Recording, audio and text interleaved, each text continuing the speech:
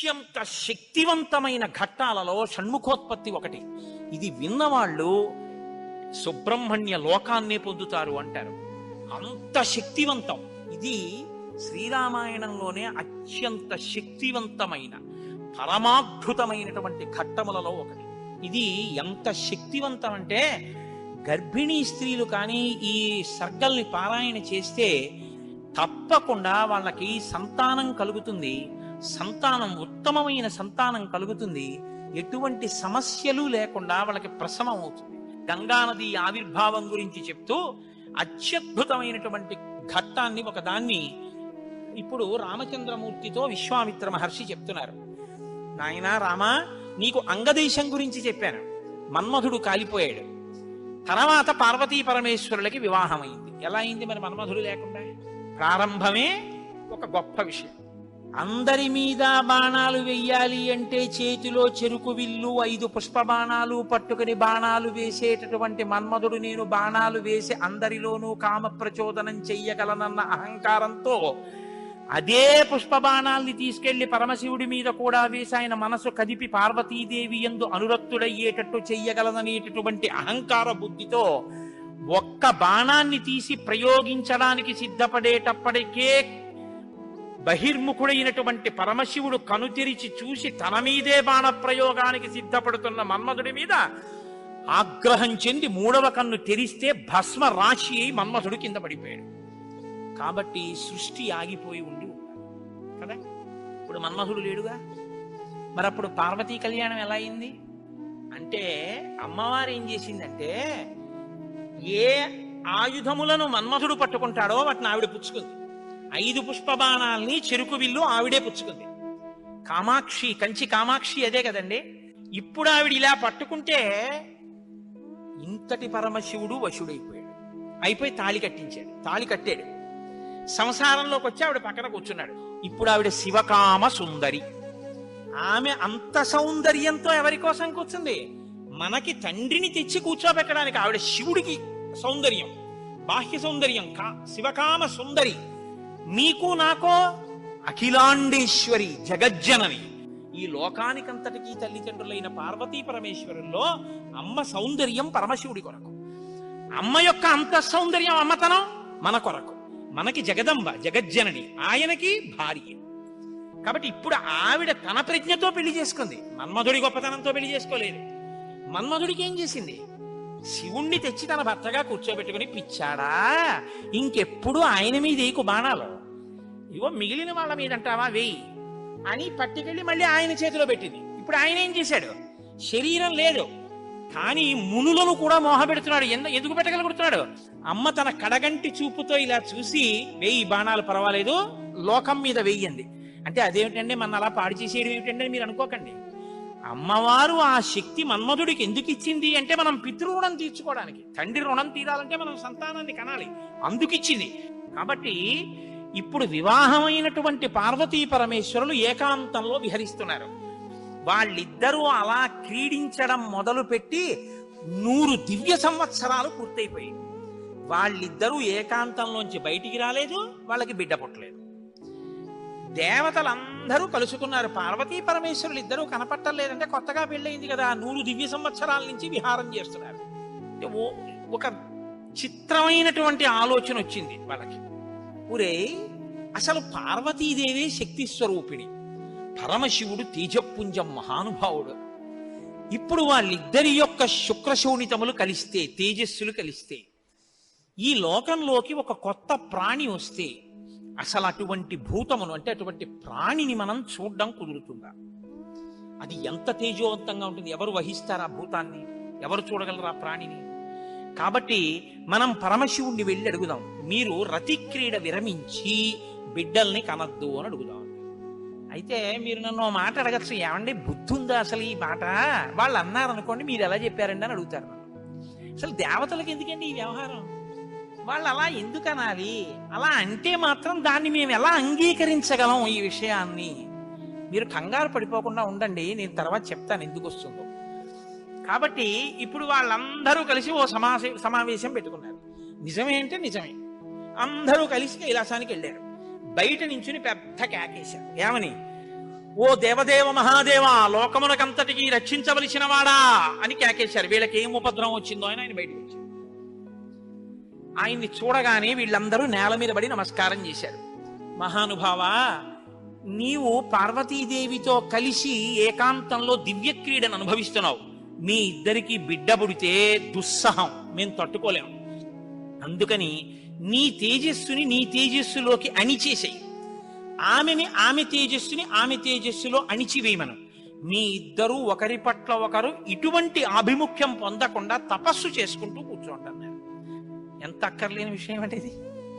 అంటే ఆయన అన్నాడు, తండ్రితనం అండి, తప్పకుండా మీకు అలాంటి ఇబ్బంది ఉంటుందంటే నేను ఇటువంటి భూతమును సృష్టించాను, అలాగే వెళ్ళిపోతాను. కానీ ఇప్పటికే చాలా కాలంగా పార్వతీదేవితో నేను క్రీడించి ఉన్న కారణం చేత నా రేతస్థానం నుంచి తేజస్సు కదిలిపోయింది. ఇప్పుడు కదిలిపోయిన తేజస్సు పడిపోతుంది. నేను పార్వతీదేవి యందు వదిలిపెట్టద్దని మీరు అంటున్నారు. మరి నేను నా తేజస్సుని ఎక్కడ విడిచిపెట్టను, ఎవరు భరిస్తారు చెప్పండి అన్నారు. భరించడం అనేటప్పటికీ వాళ్ళు ఎవరు గుర్తొచ్చారో తెలుసా అండి? భూమి గుర్తొచ్చారు. అన్నీ ఆవిడేగా భరిస్తుంది, పాపం ఆవిడే భరించాలి. అందుకని వాళ్ళందరూ కలిసి ముక్తకంఠంతో భూమిని చూపించారు. చూపించి ఈ భూమి భరిస్తుంది, దీని మీద వదిలేసే. భూమి ఏమనాలి? అదేమిటయ్యా, ఆయన భార్య యందు ప్రవేశపెట్టబడవలసినటువంటి శివ తేజస్సు నా మీద ఎలా విడిచిపెడతాడు? నేనెలా స్వీకరిస్తాను? భూకాంత, ఆమె స్త్రీ, భూదేవి నాలోకి ఎలా ప్రవేశిస్తుంది? శివవీర్యం దోషం అవుతుంది కదా, నేను పుచ్చుకోను అనాలి. ఆవిడ సంతోషించింది. శివవీర్యం నాలో ప్రవేశించడం అంటే అదృష్టం కదా అనుకుని తప్పకుండా పుచ్చుకుంటాను అనేటప్పటికీ పరమశివుడు ఏం చేశాడంటే ఆయన తేజస్సుని భూమి మీద వదిలిపెట్టేశాడు. అది ఉత్తర క్షణం భూమి అంతటా పాకేసింది. పాకేసి పర్వతాల్లో, నదుల్లో, సముద్రాల్లో, చెట్లలో పరివ్యాప్తమైతే ఆ తేజస్సు యొక్క స్థితిని భూమి తట్టుకోలేకపోయింది. తట్టుకోలేక పెద్ద పెద్ద కేకలేసింది ఆవిడ. నా ఒళ్ళు మండిపోతోంది, దగ్ధమైపోతోంది నా శరీరం అంతా. శివవీర్యాన్ని నేను భరించలేకపోతున్నాను, దాని శక్తి నేను తట్టుకోలేకపోతున్నాను. కాబట్టి నేను విడిచిపెట్టేస్తాను. నాలోకి వచ్చిన వీర్యాన్ని దేనిలోకి విడిచిపెట్టను అని అడిగింది ఆవిడ. ఇప్పుడు దేవతలందరూ ఒకరి మొహాల్లో ఒకళ్ళు చూసుకుని అన్నారు, ఒళ్ళు మండిపోతోంది, తట్టుకోలేనన్నావు కాబట్టి ఎవడు మండిస్తాడో వాడిలో వదిలేయమన్నారు. అంటే అగ్నిహోత్రుల్లో వదిలేయమన్నారు. అంటే ఇప్పుడు ఆవిడేం చేసింది? తనలో పడినటువంటి శివవీర్యాన్ని అగ్నిహోత్రుల్లో వదిలిపెట్టేసింది. ఇదంతా రెప్పపాటు కాలంలో జరిగిపోయింది. పెద్ద పెద్ద అరుపులు, కేకలు, ప్రార్థనలు, హడావిడి. బయటికి వెళ్ళిన శివుడు లోపలికి రాలేదు.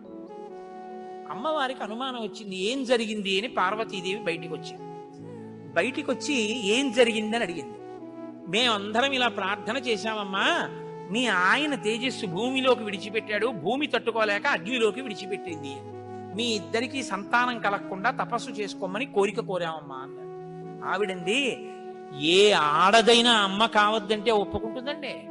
ఎర్రబడిన కళ్ళతో అమ్మవారంది, అక్కరలేని విషయంలో జోక్యం చేసుకున్నారు. మీరు చెప్పకూడని మాట చెప్పారు. నన్ను తల్లిని కావద్దు అని శాసించారు. నాకు బిడ్డలు పుట్టకూడదు అని వరం అడిగారు. నాయందు ప్రవేశపెట్టబడవలసినటువంటి శివవీర్యాన్ని భూకాంత యందు ప్రవేశపెట్టారు. కాబట్టి నేను మీకు శాపం ఇస్తున్నాను. ఇక నుంచి మీ భార్యల వలన మీకిక సంతానము కలగకుండుగాక. ఇక నుంచి దేవతలకి సంతానం ఉండదు. అందుకని ఏమంటే ఎప్పుడు 33 కోట్లైనా ఇంకా పిల్లలు మనవలు ఉండరా అంటే ఉండరు. పార్వతీదేవి శాపం ఆగిపోయింది, దేవతల యొక్క సంతానం. ఇప్పుడు ఆవిడ భూమి వంక తిరిగింది. నువ్వు స్త్రీవి కదా, నా భర్త యొక్క తేజస్సుని నేను పట్టవలసింది నువ్వెలా పట్టుకున్నావు? నువ్వెలా స్వీకరించావు నా భర్త తేజస్సుని? ఆవిడ్ని శపించింది. నువ్వు ఒక్క రూపంతో ఉండవు. భూమి అని పిలవబడినా నీకు అనేకమైనటువంటి స్థితి కలుగుతుంది. ఒక చోట చౌటు నేల, ఒక చోట నల్ల నేల, ఒక చోట ఎడారి, ఒక చోట పంట పండే నేల. ఇలా నువ్వు రకరకాలుగా అయిపోతావు. అంతేకాదు, బహుభార్య భవిష్యసి. నీకు ఒక్క భర్త ఉండడం. నీ భర్త కానివాడి వీర్యం నువ్వు పుచ్చుకున్నావుగా, నీకు ఇంకా ఎంతమంది భర్తలో లెక్కుండరు. అందుకే రాజ్యాన్ని పాలించిన వాడందరూ భూమిపతులే. ఎంతమంది ఆవిడికి భర్తలు లెక్కలేదు. కారణం ఏమిటంటే పార్వతీదేవి శాపం. ఏ ఆడదైనా కోరుకునేది ఏమిటంటే భర్త వలన కొడుకుని కనాలి, ఆ కొడుకు పేరు ప్రఖ్యాతులు తేవాలి, తల్లి సంతోషించేటట్టు ప్రవర్తించాలని కోరుకుంటాడు. ఏ తల్లి ఈ లోకంలో ఏ ఒక్కటి సహించదో అది నీ యందు నిజమగుగాక. ఏ తల్లి అయినా ఏది సహించలేదు, ఎంత తప్పైనా సహిస్తుంది. కానీ అమ్మ వంక ఆడదాన్ని చూసినట్టు చూశాడు అనుకోండి కొడుకు, అమ్మ మాత్రం ఒక్కనాటికి క్షమించదు. అమ్మలో ఆడతనాన్ని చూడకూడదు. ఇంకంతకన్నా పవిత్రంగా మాట్లాడడం కష్టం, ఇంకంతకన్నా నేను దిగి మాట్లాడను. కాబట్టి అమ్మతనాన్నే చూడాలంతే కొడుకు. కానీ నీ విషయంలో ఏమవుతుందో తెలుసా, నీ కొడుకులందరూ నీకు భర్తలవుతారు. అందుకే భూమిపతి పతే, ఆయన తర్వాత ఆయన కొడుకు, ఆయన భూమిపతి. ఎంత దారుణం అంటే అది. ఒక ఆయన పరిపాలిస్తున్నాడు, ఆయన భూమిపతి, ఆయనకి కొడుకు పుట్టాడు. ఇప్పుడు భూమికి ఆయన ఏమవ్వాలి? కొడుకు. ఆ భూమిపతి వెళ్ళిపోయాడు, ఇప్పుడు ఈయనేమవుతాడు? ఈయన భూమిపతే, తన కొడుకు తనకి భర్త. ఇంతకన్నా దారుణమే ఉంది? ఇది పార్వతీదేవి శాపం. నాకు బిడ్డలు కలగకుండా చేశారు కాబట్టి మీరు ఈ శాపం అనుభవించండి అని లోపలికి. ఇప్పుడు వీళ్ళందరూ ఇలా వేళ్ళు విరిచారు. ఒరే, అక్కర్లేని విషయంలో జోక్యం చేసుకున్నాను రా, ఎవడ్రా ఈ మాట చెప్పింది అసలు అన్నారు. వాడు ఉంటాడేమిటి ఇంకక్కడ. ఇప్పుడు అందరూ భారంగా తలకాయలు వంచుకుని ఇళ్ళకెడితే వీళ్ళ శిఖలు ఎవరు పట్టుకుంటారు?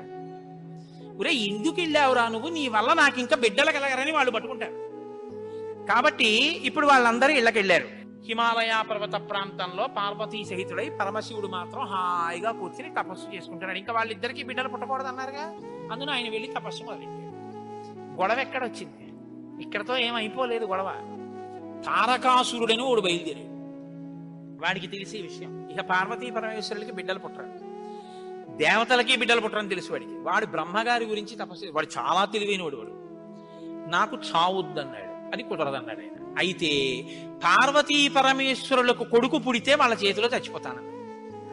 బ్రహ్మగారు ఏమంటారు? తథాస్తు అన్నాడు. ఇంకా వాళ్ళకి పుట్టరు, నేను చావను, అది వాడి ధైర్యం. ఇప్పుడు వాడు ఎవరిని కొట్టడం మొదలెట్టాడు? దేవతల్ని. ఇప్పుడు వాళ్ళేం చెయ్యాలి?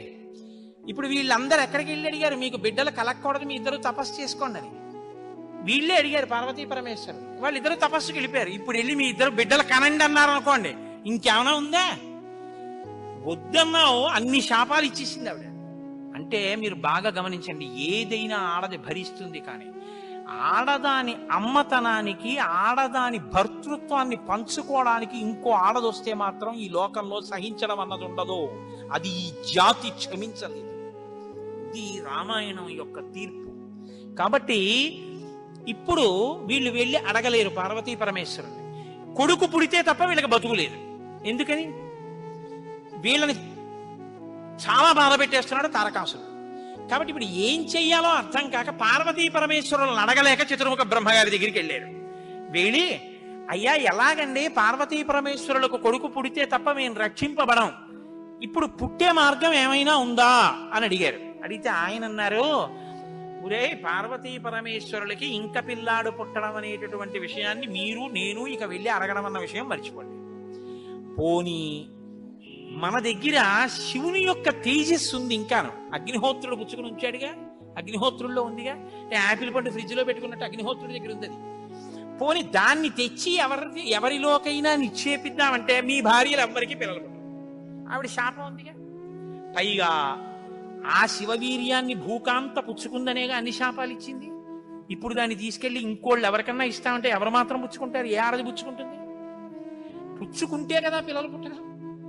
పార్వతీదేవిని వెళ్ళి అడగలేము, పోనీ శివవీర్యం ఉందని ఇంకో స్త్రీలో ప్రవేశపెట్టలేము. ఎలా ఆలోచించి, ఆయన తక్కువడండి చతుర్ముఖ బ్రహ్మగారు అంటే. నేను అందుకే బ్రహ్మ నన్ను బ్రహ్మగారు అంటుంటాను. ఆయన సలహా లేకపోతే లోకం లేదు, మన ఉపన్యాసం లేదు.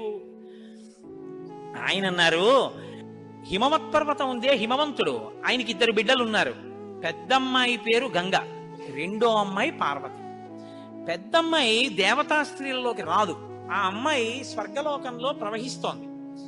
ఇప్పుడు తనకి బిడ్డలు పుట్టలేదన్న బాధ ఎప్పుడు పోతుందంటే, తన భర్త యొక్క వీర్యం తన అక్కగారిలోకి ప్రవేశించి బిడ్డ పుడితే తన అక్క కొడుకు తన కొడుకేగా.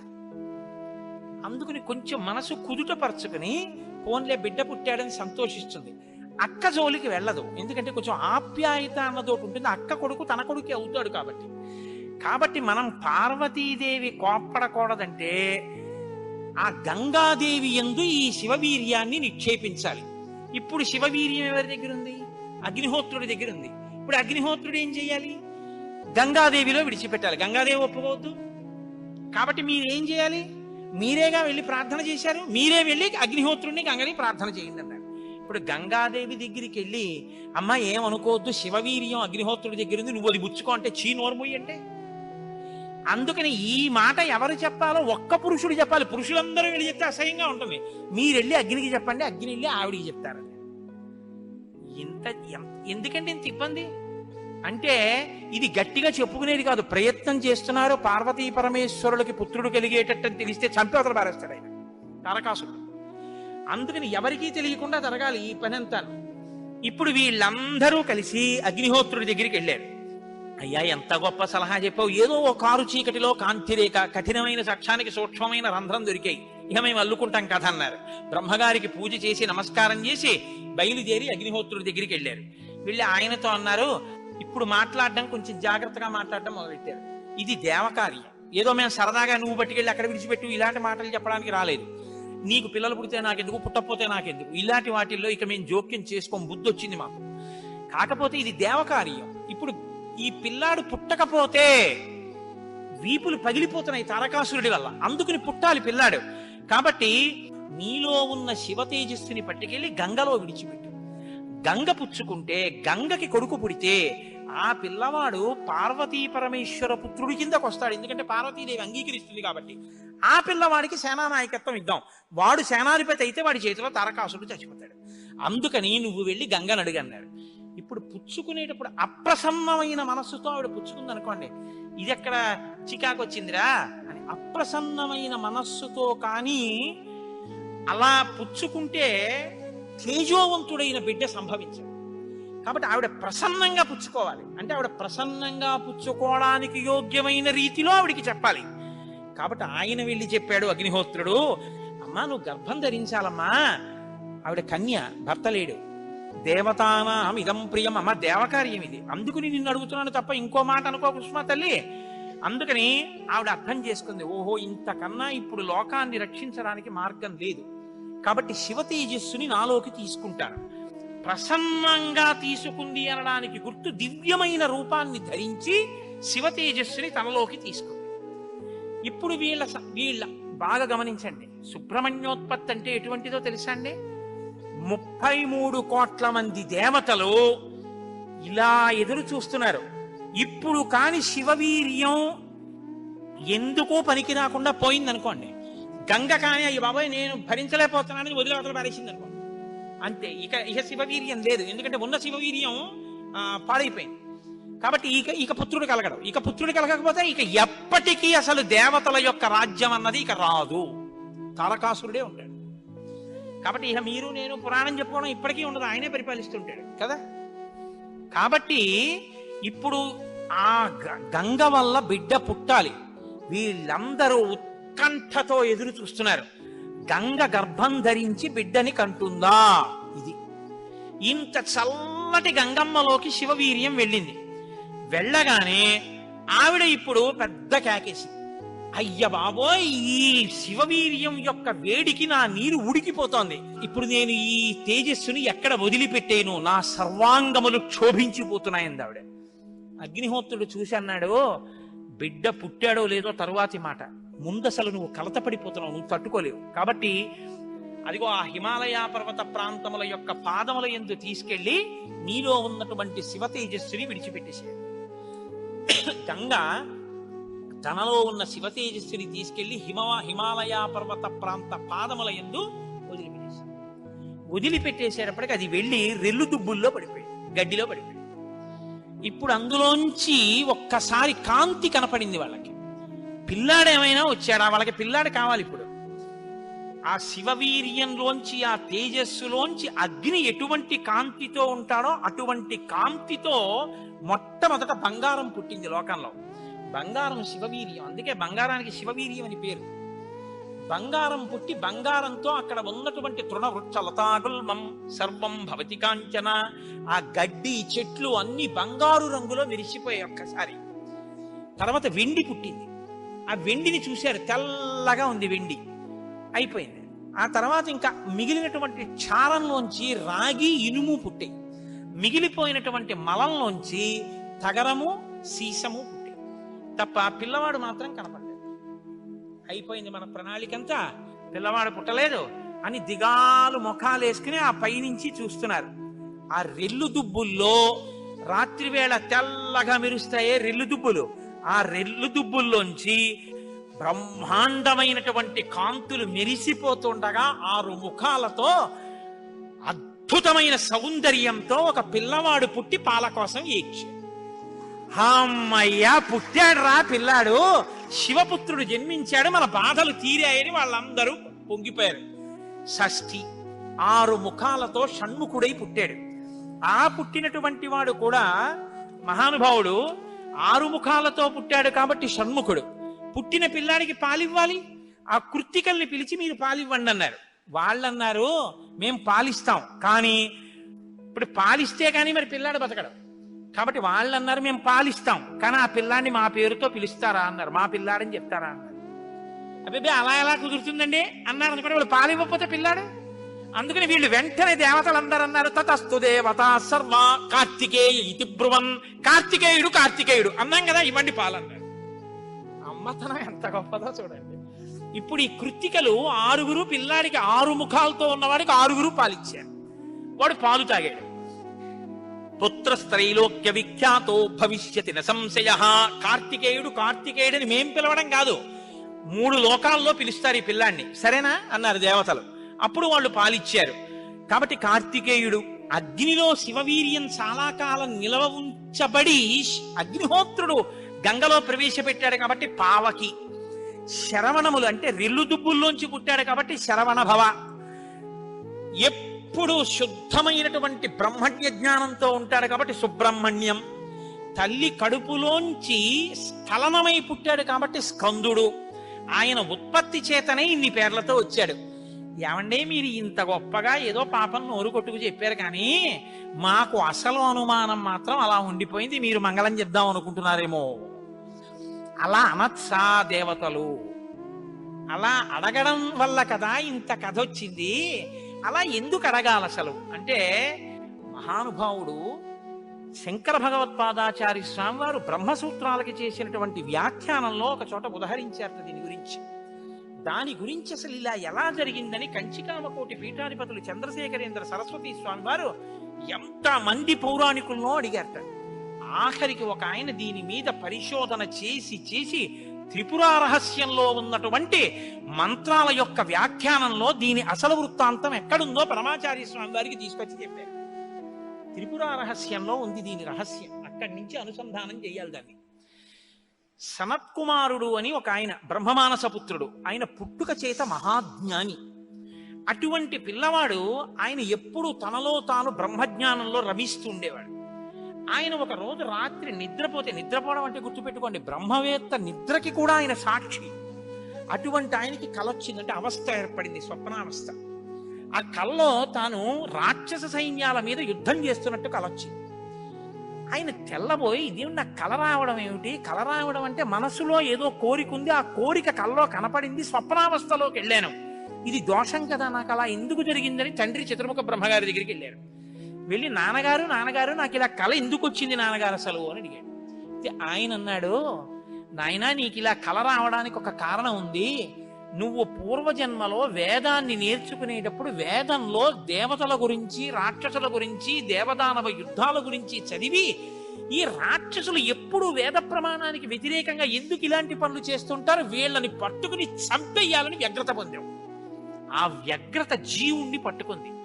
అది ఈ జన్మలో బ్రహ్మవేత్తవైనా నీకు ఆ వాసన ఉండిపోయింది. అది ఇప్పుడు కలగా వచ్చింది. అది తీరాలంటే నువ్వు దేవసేనకి అధిపతివి కావాలి. నువ్వు దేవసేనకి అధిపతివై రాక్షసుల్ని సంహరిస్తే ఆ కోరిక తీరుతుంది. అంటే నాన్నగారు నేను దేవాసేనాపతిని కావలసిందే ఆయన అన్నాడు చతుర్ముఖ బ్రహ్మగారు. వచ్చేసారు ఆయన, తన అనుష్ఠానంలో తనున్నారు. ఈలోగా పరమశివుడు ఒక సంకల్పం చేశాడు. పరమశివుడికి ఒకప్పుడు కోరిక పుట్టిందిట, నేనిప్పటిదాకా అన్ని విషయాలు చెప్పడం కానీ నేను ఓడిపోయిందన్నది లేదు ఎవరి దగ్గర. ఓడిపోవడం అంటే బయట వాళ్ళ దగ్గర ఓడిపోతే బాగుండదు కదా. ఓడిపోవడం అనేటటువంటిది కూడా మనిషి జీవితంలో సన్మానంగా ఎప్పుడు మారుతుంది? పుత్రాదిచ్చేత్ పరాజయం. తన కొడుకు చేతిలో తాను ఓడిపోవాలి. తన కొడుకు చేతిలో తాను ఓడిపోవడం అంటే, ఉరే నేను ఈ శ్లోకానికి అర్థం ఇన్ని మాటలు చెప్పాను కానీ నా కొడుకు వచ్చి అకస్మాత్తుగా నాన్నగారు ఈ శ్లోకానికి ఈ అర్థం ఇలా కూడా వస్తుంది కదా అంటే, నాకెప్పుడూ రాలేదు ఈ ఆలోచన. ఎంత గొప్ప అర్థం చెప్పాడురా, ఇలా చూస్తే అసలు మొత్తం కథ మారిపోయింది, వీడికి ఎంత గొప్ప ఆలోచన వచ్చిందని నా కొడుకు ప్రజ్ఞ ముందు నేను తల వంచితే అది నాకు సన్మానం లాంటి ఓటమి. అలాంటి కొడుకు నా కడుపున పుడతాడా అనుకున్నట్ట పరమశివుడు కూడా ఒకనకొకప్పుడు. ఇప్పుడు సనత్కుమారుల వారికి ఈ కోరిక, పరమశివుడికి ఆ కోరిక. ఒకనకొకప్పుడు పరమశివుడు పార్వతీదేవి అసుర సంధ్య వేళలో ఈ భూమండలం అంతటా కూడా విహారం చేస్తారు. శ్రీశైల పర్వతం మీద దిగుతారు. భాగవతంలో చతుర్థ స్కందం అనుకుంటే అందులో చెప్తారు దీని గురించి. వాళ్ళిద్దరూ విహారం చేస్తుంటే సనత్కుమారుడు కనపడ్డారు. కనపడితే వాళ్ళకి ముచ్చటేసింది. బ్రహ్మవేత్త మహానుభావుడు బ్రహ్మజ్ఞాని, పలకరిద్దామని వృషభవాహనం మీద కిందికి దిగి దగ్గరికి వెళ్ళారు. ఆయన ఇలా చూశారు, చూసి తన పంతాన్ని చేసుకుంటున్నారు. ఇద్దరు అలా నిలబడ్డారు. ఆయన ఏం పలకరించలేదు. పలకరించకపోతే పరమశివుడు అన్నాడు, ఏమయ్యా లోపల సంతోషించాడు, ఇది బ్రహ్మవేత్త అంటే. ఏమయ్యా ఇంతసేపటి నుంచి నించున్నావు, కనీసం నువ్వు పలకరించలేదు మమ్మల్ని అన్నారు. ఏంటి నువ్వు కొత్తగా కనపడ్డావు ఏమిటి? నాకు లోకమంతా నువ్వు తప్ప ఇంకోటి కనపడితేగా, నువ్వే కనపడుతున్నది. బ్రహ్మవేత్తకి ఏం కనపడుతుందండి? విశ్వం కనపడదు, విశ్వనాథుడు కనపడతాడు. లోకం కనపడదు, లోకేశ్వరుడు కనపడతాడు. కాబట్టి నాకు కనపడుతున్నదే నువ్వు, ఇవాళ కొత్తగా కనపడ్డావు ఏమిటి? నాకు ఎప్పుడు నువ్వేగా కనపడితే కొత్తతనం ఏముంది? అదుగు అలా కూర్చున్నాను. లేచి నిలబడి మాట్లాడకుండా అలా మాట్లాడితే శపిస్తాను తెలుసా అన్నాడు. శపిస్తే ఏమవుతుంది స్వామి? దేహానికి ఏమైనా బాధ కలుగుతుంది. అది నేనైతేగా, నేను ఆత్మని. ఆత్మకి శాపం ఏముంటుంది? ఆత్మయే నేను, నేనే నువ్వు, ఉన్నది ఒక్కటే, దానికి శాపం లేదు స్వామి, అందులో నా భయం లేదన్నాడు. ఓహో ఏమి ద్వంద్వాతీతుడు రా మహానుభావ, ఇది బ్రహ్మజ్ఞానంటే. కాబట్టి నిన్ను చూసి నేను మురిసిపోతున్నాను, నీకేదైనా వరం ఇస్తాను పుచ్చుకో అన్నారు. ఆయన అన్నారు, వరం ఇస్తావా? మళ్ళీ ఇదో మోహం, వరం ఇవ్వడం శాపం ఇవ్వడం ఏమిటి ద్వంద్వాలు? నాకేం అక్కర్లేదు, నీకేమైనా కావాలా నేను ఇస్తానన్నాడు. అంటే పరమశివుడు అన్నాడు, ఈ మాట నీతో అనిపించడం కోసమే ఇంతసేపు నించున్నాడు. నీలాంటి కొడుకు కావాలి, నువ్వు నాకు కొడుకు అవుతావా అన్నారు. అంటే సనత్కుమారుడు అన్నాడు, నీకే కొడుకునవుతానన్నాడు. అంటే పార్వతీదేవి అంటే ఏమిటి అంత దీర్ఘం ఇస్తున్నావు?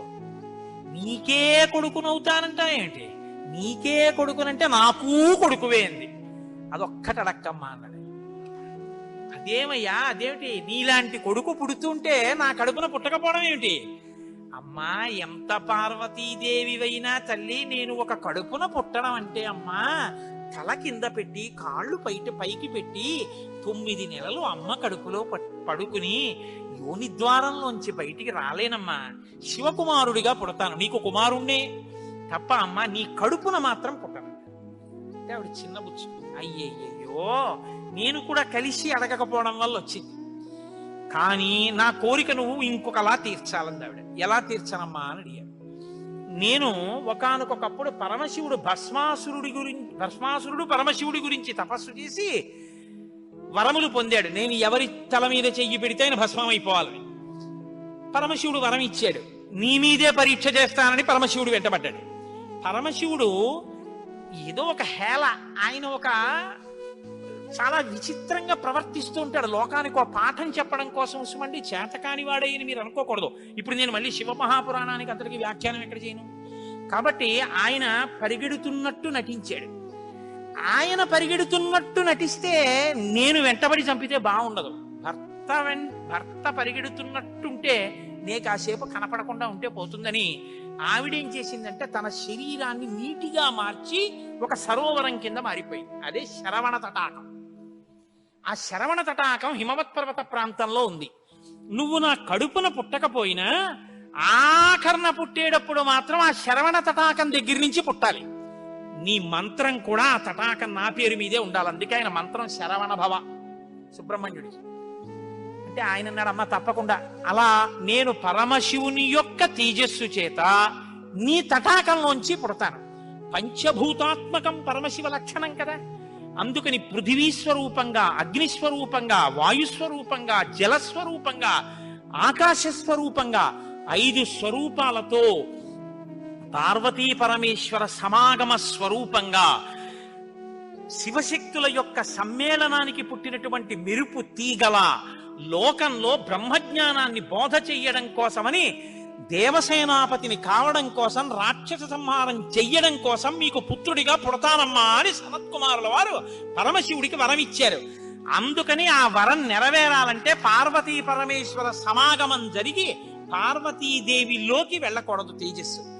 దేవతల సంఖ్య కూడా అనంతంగా పెరిగిపోతే రేపొద్దున్న ఉపాసనలు కష్టం అవుతాయి. అందుకని నాటకీయ సన్నివేశం సృష్టింపబడాలంటే దేవతలు వెళ్ళి ప్రార్థన చేయాలి. ప్రార్థన చేసి శివ తేజస్సు భూమి మీద పడాలి. అది అగ్నిహోత్రంలోకి వెళ్ళాలి. ఇది పంచభూతాత్మకమై ఆయన షణ్ముఖ స్వరూపంతో పైకి రావాలి. వచ్చి స్వామి అని పేరు పెట్టుకోవాలి. స్వామి అన్న పేరు కేవలం సుబ్రహ్మణ్యుడిది. మనం వెంకటేశ్వర స్వామి అంటాం, మంచిదే, నేను తప్పని నేను అంటలేదు. కానీ ఒక్క స్వామి అంటే మాత్రం సుబ్రహ్మణ్యుడి.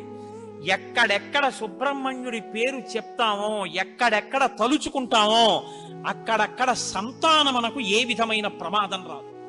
సుబ్రహ్మణ్యుడికి నమస్కారం చేస్తే కుజగ్రహ దోషం కూడా ఉపశమిస్తుంది. ఎక్కడెక్కడ షణ్ముఖుణ్ణి ఆరాధన చేస్తారో అక్కడ ఐశ్వర్యం పరిడవిల్లుతుంది. పక్కన ఉన్నటువంటి తమిళ దేశం, ద్రవిడ దేశంలో అంత ఐశ్వర్యం వచ్చింది, అన్ని పరిశ్రమలు వచ్చాయంటే కారణం ఏమిటో తెలుసా అండి? సుబ్రహ్మణ్యారాధన. వాళ్ళు విపరీతమైన సుబ్రహ్మణ్యారాధనం చేస్తారు.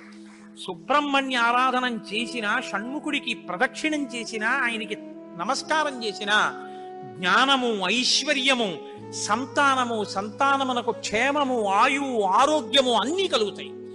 అంత శక్తివంతమైనటువంటి సర్గ ఈ షణ్ముఖోత్పత్తి సర్గ. ఈ షణ్ముఖోత్పత్తి గురించి చెప్పిన తర్వాత, అందుకే షణ్ముఖుడికి ఉన్న గొప్పతనం ఏమిటో తెలుసా అండి? ఆయనకి ఒక గొప్ప విజయాన్ని సాధించాడు షణ్ముఖుడు ఒక్కడే. శైవ వైష్ణవాలు రెండూ కూడా వియ్యవందేట్టు చేశారు. శ్రీవల్లి, దేవసేన ఇద్దరు శ్రీ మహావిష్ణువు యొక్క కుమార్తెలు. ఆయన మేనల్లుడు కదండి, మరి ఏదో పండగ సెలవులకు ఇంటికి వచ్చాడు. ఇంటికి వస్తే లక్ష్మీదేవి ఆయన్ని చూసి అందిట, మురుగన్ అంది. మురుగన్ అంటే మేనల్లుడు అని. మరుమగన్ అన్నట్టు విష్ణువు. మరుమగన్ అంటే చాలా అందగాడు అన్నట్టు. ఇద్దరు అలా అనుకోవడం ఎందుకో తెలుసా అండి? మన పిల్లలకు బాగుంటాడు. వల్లి, దేవసేన ఇద్దరిని ఇచ్చి సుబ్రహ్మణ్యేశ్వర స్వామి వారికి కళ్యాణం చేశాడు. వల్లి, దేవసేన ఇద్దరిని తనకి భార్యలుగా చేసుకున్నాడు కాబట్టి శైవ వైష్ణవాలు రెండు సుబ్రహ్మణ్యుడి వల్లే బియ్యం ఉంది. అంతటి మహానుభావుడు ఆయన. మహాజ్ఞాని, యుక్తకేశుడై గుండుతో గోచి పెట్టుకుని నిలబడి ఉంటాడు. అందుకే సుబ్రహ్మణ్య క్షేత్రాల్లో స్వామి వలయలో అలా నిలబడి ఉంటాడు. ఆయన ప్రణవానికి అర్థం చెప్తే పరమశివుడంతటి వాడు తెల్లబోయి, ఎంత గొప్పగా చెప్పావురా అన్నట్టు. నాన్నగారు అలా అంటే కుదరదు, ఇది ప్రణవ రహస్యోపదేశం కదా, మీరు కూడా మడి కట్టుకుని వచ్చి శిష్యుడిగా కూర్చోండి చెప్తానన్నట్టు. ఒరే ఎంత బాగా చెప్పావురా అని వచ్చి కూర్చుని విన్నట్ట. శివుడంతటి వాడు ఇంత బాగా చెప్పగలిగిన కొడుకు పుట్టాలని కదా కోరుకున్నాడు. ఆత్మాదిచ్చేత్ పుత్రాదిచ్చేత్ పరాజయం. తండ్రి గారికి ఆ కోరిక తీరిందటువంటి బ్రహ్మజ్ఞాని పుట్టాడు. ఆయనే తరువాతి కాలంలో కేవలం పాలు తాగి పెద్దవాడైపోయాడు అంతే. అయిపోగానే ఆయన్ని దేవసేనకి తీసుకొచ్చి పట్టాభిషేకం చేసేశారు. సేనాధిపతి అయిపోయాడు. తారకాసుర సంహారం చేశాడు. దేవతలందరూ సంతోషించారు. అమ్మ అందమంతా మూర్తీభవించి ఉంటుంది. అందుకే ఇంతంత బుగ్గలు, ఎర్రటి మనిషి, ఆహారాలు, చిన్న పట్టుపట్ట, ఎప్పుడు అమ్మ శక్తి అంతా చేతిలో శూలంగా పట్టుకుని ఆ కుక్కుట ధ్వజం, ఆ నెమలి మీద కూర్చుంటే ముద్దులు మూట కడుతూ ఎంత అందంగా ఉంటాడో. అందుకే సుబ్రహ్మణ్యేశ్వర స్వామి వారి యొక్క మూర్తి వంక అదే పనిగా చూసినా కూడా సత్సంతానం కలుగుతుంది. అంతటి మహానుభావుడు సుబ్రహ్మణ్యుడు. ప్రత్యేకించి ఏ కారణం చేతనైనా గర్భం నిలవక బాధపడుతున్న వాళ్ళు, గర్భిణి అయినప్పటికీ కడుపున ఎటువంటి బిడ్డలు పుడతారో తెలియని వాళ్ళు, వాళ్ళ ఆయుర్దాయం బాగుండాలనుకున్న వాళ్ళు, సంతానం క్షేమంగా వృద్ధిలోకి రావాలనుకున్న వాళ్ళు రామాయణాంతర్గతమైన షణ్ముఖోత్పత్తిని విని తీరాలి. ఇది చెప్పడం కోసమే వాల్మీకి మహర్షి ఫలశ్రుతి చెప్తూ ఓ మాట చెప్పారు. ఎవరు ఈ షణ్ముఖోత్పత్తిని శ్రీరామాయణంలో వింటున్నారో వాళ్ళకి ఎటువంటి చిక్కులు ఉన్నా అన్ని చిక్కులు విడిపోయి అపారమైనటువంటి ధన సమృద్ధి కలుగుతుంది. 2, విశేషమైనటువంటి పుణ్యము స్కందోత్పత్తిని విన్నంత మాత్రం చేత కలుగుతుంది. ఇక్కడే ఆయన కుమార సంభవశ్చైవ అన్న మాట వాడారు. పార్వతీ పరమేశ్వరుల యొక్క కుమారుడు కనుక ఆయనకొక్కడికే కుమారహ అన్న నామం. ఎవరు భక్తి శ్రద్ధలతో రామాయణాంతర్గతమైనటువంటి ఈ షణ్ముఖోత్పత్తిని చేతులు కైమోర్చి సుబ్రహ్మణ్యుడికి నమస్కరించి వింటున్నారో అటువంటి వారందరికీ కూడా ఆయుష్మాన్, వాళ్ళకి ఏదైనా అపమృత్యు దోషం జాతకంలో ఉంటే ఆ దోషము ఉపశమించి ఆయుర్దాయం కలుగుతుంది. వాళ్ళ కొడుకులు మనవలు అందరూ క్షేమంగా ఉంటారు. ఏవైనా దుర్గుణములు అలవడవలసినవి ఉంటే అవి పోయి వాళ్ళు వృత్తిలోకి వచ్చి వంశానికి గొప్ప కీర్తి తీసుకొస్తారు. ఆయుష్మాన్ పుత్ర పౌత్రైశ్చ, ఎవరు రామాయణం సంపూర్ణ రామాయణం చెప్పించుకుని వినేటప్పుడు పరమ భక్తితో దేవాలయ ప్రాంగణంలోనో ఎక్కడో కూర్చుని ఈ స్కందోత్పత్తిని నమస్కారం చేస్తూ విన్నారో వాళ్ళు శరీరం పడిపోయిన తరువాత సుబ్రహ్మణ్య లోకాన్ని పొందుతారు అని వాల్మీకి మహర్షి సత్యం తప్ప ఆయన నోటి వెంట రాదని బ్రహ్మగారి వరం. ఆయన ఎప్పుడూ ఫలశ్రుతి చెప్పరు, ఇక్కడ చెప్పారు. అంత గొప్పది షణ్ముఖోత్పత్తి. దీనివల్ల ఉపయోగం పొందిన వాళ్ళు కన్నుల నీరు పెట్టుకుని సంతోషంతో చెప్తారు, యథార్థం నిజమేనని. మీకు నేను ఒక రహస్యం చెప్తాను, నేను ఆశ్చర్యపోయాను. తూర్పుగోదావరి జిల్లాలో మల్లవరం అని ఒక క్షేత్రం ఉంది. అక్కడ సుబ్రహ్మణ్యుడు, ప్రత్యక్ష సుబ్రహ్మణ్యుడు, ఇంతలా పాము కోనేటిలో స్నానం చేసి శివలింగాన్ని చుట్టుకుని ఉంటుంది. అది పిల్లలు పుట్టని వాళ్ళు వెళ్ళి నమస్కారం చేస్తే పిల్లలు పుట్టారు. డాక్టర్లు పిల్లలు పుట్టరని సర్టిఫై చేసిన వాళ్ళకి పుట్టారు. ముఖ్యమంత్రులు కూడా వెళ్ళారు పీఠాధిపతులు అక్కడికి. ఆ పాము కారణాంతరాల చేత శివలింగానికే తల కొట్టుకుని శరీరం వదిలితే ఇప్పుడు అలాగే ప్రతిష్ఠ చేశారు. అక్కడ నేను ఆశ్చర్యపోయింది ఏంటంటే, నాకు ఆ దేవస్థానం ధర్మకర్త ఒక ఆయన వచ్చి ఒకసారి ఒక మాట చెప్పారు. బిడ్డలు పుట్టరు అని డాక్టర్లు చెప్పేసినటువంటి వాళ్ళు సుబ్రహ్మణ్య షష్ఠి నాడు ఈ దేవాలయం వెనకాల పడుకుంటారు, వచ్చి బోర్లా పడుకుంటారు ఆడవాళ్ళు. వాళ్ళకి కునుకు పడుతుంది, కునుకు పడ్డాక లేపేస్తాం. ఆ మరుసటి సంవత్సరం వాళ్ళు పసిపిల్లల్ని పట్టుకుని వస్తారండి అని చెప్పారు. నాకు అపనమ్మకం కాదు, చూడాలనిపించింది. కాకినాడ నుంచి చాలా మందిని కలిసి సుబ్రహ్మణ్య భుజంగ స్తోత్రం చేశారు శంకర భగవత్పాదులు. సుబ్రహ్మణ్య షష్ఠి నాడు ఆ దేవాలయంలో చదువుదామని అందరం కలిసి వెళ్ళాం. ఆ రోజు వాళ్ళు నా ప్రసంగం కూడా అక్కడ ఏర్పాటు చేశారు. మీరు నమ్మరు, నేను తెల్లబోయానండి. ఎంతంత సంపన్న కుటుంబాల వాళ్ళు బిడ్డలు పుట్టరు అని బెంగ పెట్టుకున్న తల్లులు సంటి పిల్లలతో ఎంతో సంతోషంగా వచ్చి ఆయనకి నమస్కారం చేసుకుని, అబద్ధం కాదు, నేను ఎంతో మందిని అక్కడ అడిగాను, ఏమమ్మా మీకు ఈయన వలనే కలిగిందా సంతానం అని. ఖచ్చితంగా మేము ఆయన వలనే ఈ అనుగ్రహాన్ని పొందామని ఆ అదృష్టాన్ని పొందారు. మహానుభావుడు సుబ్రహ్మణ్యుడు అంటే ఆయనకి నమస్కారం చేస్తే ఎంత స్థితినైనా ఇస్తాడు. ఇది సత్యం, సత్యం పునఃసత్యం. ఇది ఆ శక్తి కలిగి ఉంది, అది నా నమ్మకం. కాబట్టి మీరు స్వామికి నమస్కారం చేయండి.